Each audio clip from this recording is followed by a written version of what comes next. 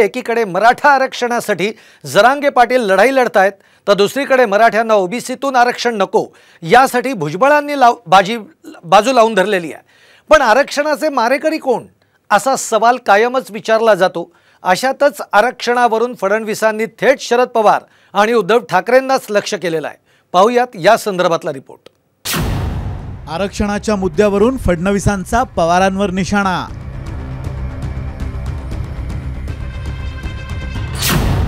शरद पवारांचा मराठा आरक्षणाला सर्वाधिक विरोध, फडणवीसांचं वक्तव्य।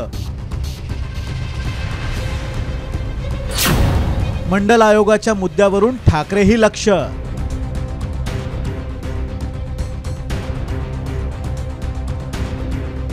मराठा आणि ओबीसींच्या आरक्षणावरून महाराष्ट्रात रान पेटलेलं असतानाच उपमुख्यमंत्री देवेंद्र फडणवीसांनी पुन्हा एकदा शरद पवारांना लक्ष केलंय।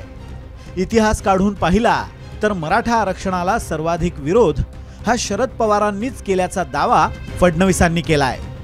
तर ओबीसी आरक्षणासाठी स्थापन केलेल्या मंडल आयोगाला त्या काळी ठाकरेंनीच विरोध केल्याचं म्हणत फडणवीसांनी ठाकरेंवरही निशाणा साधलाय। आपण जर मराठा आरक्षणाचा इतिहास काढून पाहिला तर मराठा आरक्षणाला सर्वाधिक विरोध कोणी केला असेल तर तो शरद पवारांनी केला। शरद पवारांनी केला। इतिहास बघा, आपण सुप्रियाताई सुळेंचं वक्तव्य ऐकलं असेल तर मराठा आरक्षणाशिवाय दुसरे प्रश्न नाही आहेत का, त्याच्यापेक्षा मोठे प्रश्न या महाराष्ट्रासमोर आहे असं म्हणून निघून जाणाऱ्या सुप्रियाताई त्यांच्या मनामध्ये असतं तर मंडल आयोग लागू झाला त्यावेळी देता आलं असतं, पण त्यांना कधी द्यायचंच नव्हतं। त्यांना समाजांना झुंजवत ठेवण्यामध्ये जास्त रस आहे। मला तर आश्चर्य वाटतं ज्यावेळी उद्धव ठाकरे आरक्षणाच्या संदर्भात बोलतात, कारण त्यांची तर भूमिका होती मंडल आयोगाला विरोध करणारे हे लोक होते।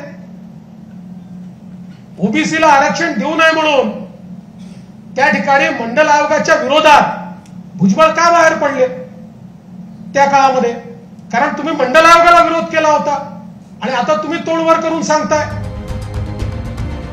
फडणवीसांच्या या आरोपांना 90च्या दशकातल्या राजकीय घडामोडींचा संदर्भ आहे। राज्यात 13 ऑक्टोबर 1967च्या शासन निर्णयानुसार आरक्षणाची टक्केवारी पुढील प्रमाणे होती।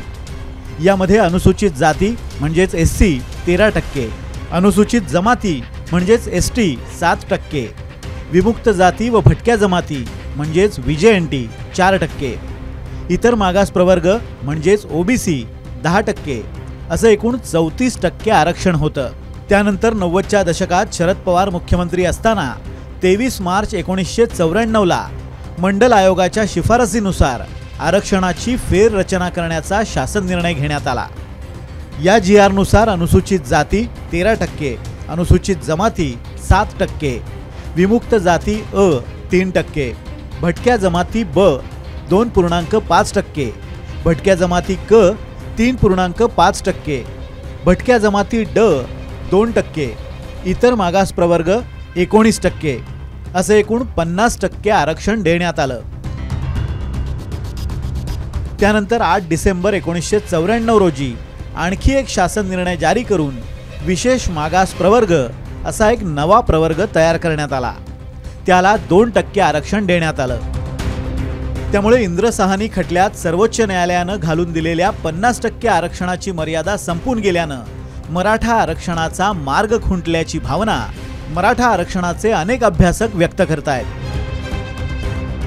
मराठा आरक्षणाच्या इतिहासामध्ये 23 मार्च 1994 हा एक काळा दिवस आहे। छगन भुजबळ नावाचे जे राजकीय नेते आहेत आणि त्यांची जी कंपनी आहे त्यांनी त्यावेळेला शरद पवार साहेबांवरती दबाव आणून ते आरक्षण वाढवायला लावलं आणि मराठा समाजाचा आरक्षणाबद्दलचा कायमचा घात झाला।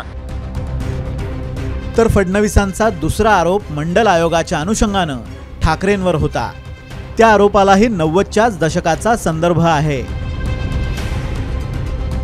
मंडल आयोगाच्या अहवालानुसार देशभरात मंडल आयोग लागू करण्याची मागणी जोर धरू लागली होती। 1990 साली व्हीपी सिंग सरकार मंडल आयोग लागू करण्याच्या विचारात असताना शिवसेना प्रमुख बाळासाहेब ठाकरेंनी या निर्णयाला विरोधाची भूमिका घेतली होती। पोटाला जात नसते जातीवरून आरक्षण न देण्याची भूमिका बाळासाहेब ठाकरेंनी घेतली होती। आता फडणवीसांच्या या आरोपांना शरद पवार किंवा उद्धव ठाकरे हे काय उत्तर देतात हे पाहणं महत्त्वाचं असेल। ब्युरो रिपोर्ट, साम टीव्ही न्यूज।